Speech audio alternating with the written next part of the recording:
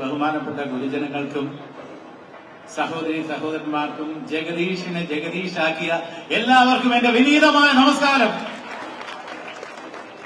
സാംസ്കാരിക ഉത്സവങ്ങളുടെ കൂട്ടത്തിൽ മുന്നിൽ നിൽക്കുന്ന അത്തച്ചമയ ഘോഷയാത്ര ഇതിന്റെ ഭാഗമാകാൻ കഴിഞ്ഞത് തന്നെ പൂർണ്ണത്രയീശന്റെ ക്ഷണമാണ് എന്ന് ഞാൻ വിശ്വസിക്കുന്നു. സ്നേഹത്തിന്റെ സാഹോദര്യത്തിന്റെ ഒക്കെ ഉത്സവമാണ് ഓണം. പക്ഷേ ഞാൻ സ്നേഹത്തിന്റെ ഉത്സവമായിട്ടാണ് ഞാൻ കണക്കാക്കുന്നത്.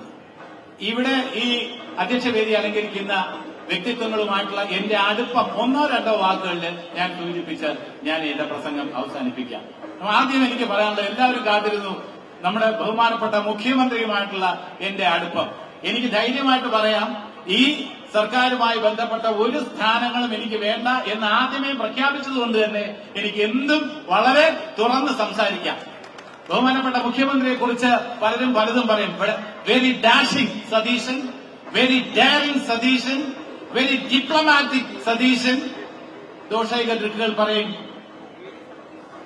Very dominating Satheesan. പക്ഷെ എന്നെ സംബന്ധിച്ചിടത്തോളം ഞാൻ പറയും very down to earth Satheesan. അതാണ് നമ്മുടെ മുഖ്യമന്ത്രി. ഞാനിത് പറയാൻ കാരണം ഒരു അനുഭവം മാത്രം പറയാം. രാഷ്ട്രീയമില്ല, ഇത് രാഷ്ട്രീയത്തിന് അതീതമായ മതസൗഹാർദ്ദത്തിലൂന്നിയുള്ള ഒരു ആഘോഷമാണ്.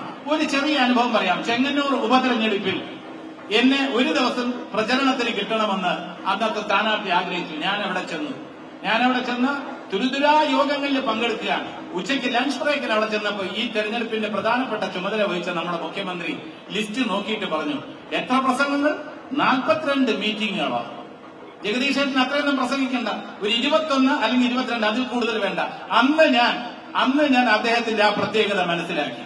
അതായത് നമ്മുടെ ബുദ്ധിമുട്ടുകൾ, മറ്റുള്ളവന്റെ ബുദ്ധിമുട്ടുകൾ, ഇത് 42 യോഗങ്ങളിൽ പങ്കെടുക്കുക എന്ന് പറയുന്നത് നിസ്സാരമായിട്ടുള്ള ഒരു കാര്യമല്ല. ഓടി ആ ചെങ്ങന്നൂർ ഒരു മണ്ഡലത്തിൽ മുഴുവൻ ഓടിയെത്തുക എന്ന് പറയുന്നത് നിസ്സാരമായിട്ടുള്ള കാര്യമല്ല. ഇന്ന് അദ്ദേഹത്തിന്റെ ഞാൻ വന്നോടൻ സംസാരിച്ചത് എന്താണെന്ന് നിങ്ങൾ പലരും ചിന്തിക്കുന്നുണ്ടാവും. ഞാൻ അദ്ദേഹത്തോട് സംസാരിച്ചത്, CM അങ്ങയുടെ പ്രസ് മീറ്റ് കാണാൻ ഞങ്ങൾ താല്പര്യപൂർവ്വം ബുധനാഴ്ചകളിൽ കാത്തിരിക്കുന്നു. ഏറ്റവും നല്ല എന്റർടൈൻമെന്റ്, അത് വിനോദവും വിജ്ഞാനവും അതിനകത്തുണ്ട്. The way he's handling press, അത് കണ്ടു പഠിക്കേണ്ടത് തന്നെയാണ്. വിത്ത് ഫാക്ട്സ് ആൻഡ് ഫിഗേഴ്സ്. അതല്ലാതെ സൂപ്പർഫ്ലോസ് ആയിട്ട് ഉപരിപ്ലവമായിട്ടല്ല ഡീൽ ചെയ്യുന്നത്, മറിച്ച് കാര്യങ്ങൾ പഠിച്ച് അപഗ്രഥിച്ച്. പ്രതിപക്ഷ നേതാവാകുമ്പോൾ എന്റെ ജ്യേഷ്ഠൻ, അദ്ദേഹം നിയമസഭാ സെക്രട്ടറി, സ്പെഷ്യൽ സെക്രട്ടറി ആയിട്ട് റിട്ടയർ ചെയ്തതാണ്.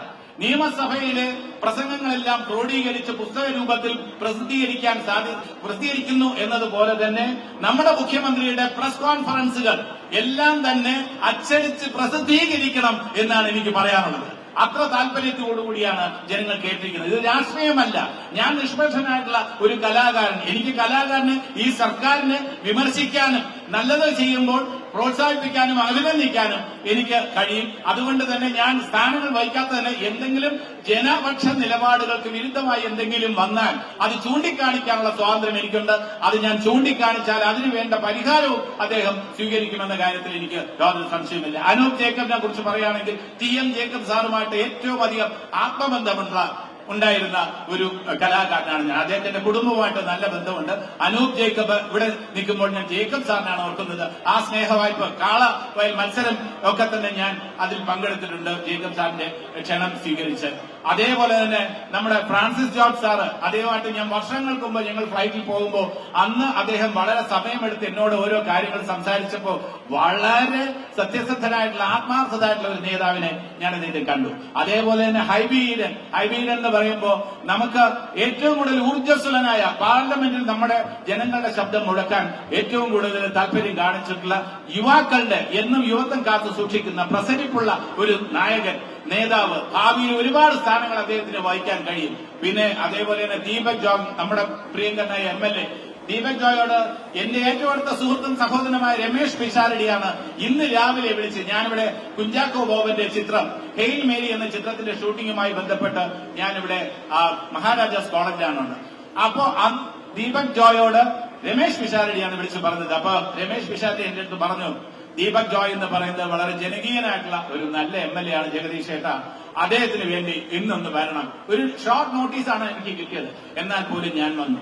അങ്ങനെ ഇവിടെ മുനിസിപ്പൽ ചെയർമാൻ എന്നെ ഇവിടെ ക്ഷണിച്ചു കൊണ്ടുവന്ന ഇവിടുത്തെ കൌൺസിലർ പറഞ്ഞ മുനിസിപ്പൽ ചെയർമാൻ വളരെ സാധാരണക്കാരന്റെ മനസ്സുള്ള ഒരു മുനിസിപ്പൽ ചെയർമാനാണ് ശ്രീ ബാബു.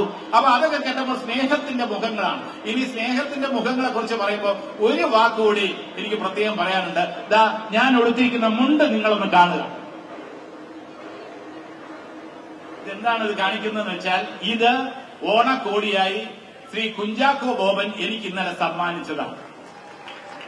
മാത്രമല്ല കുഞ്ചാക്കോ ബോബന്റെ പ്രിയ പത്നി പ്രിയ എനിക്കും കുറച്ച് കലാകാരന്മാർക്ക് വേണ്ടി അവരുടെ കൈകൊണ്ട് പാചകം ചെയ്ത ഉപ്പേരിയൊക്കെ കൊടുത്തയക്കേണ്ട. ഇതൊക്കെയാണ് സ്നേഹത്തിന്റെ മുഖങ്ങൾ എന്ന് പറയുന്നത്. അപ്പൊ ആ സ്നേഹത്തിന്റെ ആഘോഷം ഇവിടെ സാംസ്കാരിക ഉത്സവമാണ്. സ്നേഹത്തിലൂന്നി, സാഹോദര്യത്തിലൂന്നി, മതനിരപേക്ഷതയിൽ, മതസൗഹാർദ്ദത്തിലൂന്നി കൊണ്ടാടുന്ന ഈ ആഘോഷം എന്ന് പറയുന്നത് നാടിൽ തന്നെ മാതൃകയാണ്. ഇവിടെ ഹിന്ദുവും മുസൽമാനും ക്രൈസ്തവനും ഒക്കെ തോളോട് തോൾ ചേർന്ന് ഇങ്ങനെ ഒരു ആഘോഷത്തിന്റെ ഭാഗമാകുമ്പോൾ അത് നാടിന്റെ മഹത്വമാണ് ഉയർത്തിക്കാട്ടുന്നത്. ഇതിന്റെ ഭാഗമാകാൻ കഴിഞ്ഞത് ഈശ്വര നിശ്ചയമാണ്. ഇത് ഐശ്വര്യത്തോടെ തന്നെ ഇത് എല്ലാ രീതിയിലും മുന്നോട്ട് പോകട്ടെ എന്ന് ആശംസിച്ചുകൊണ്ട് നന്ദി, നമസ്കാരം.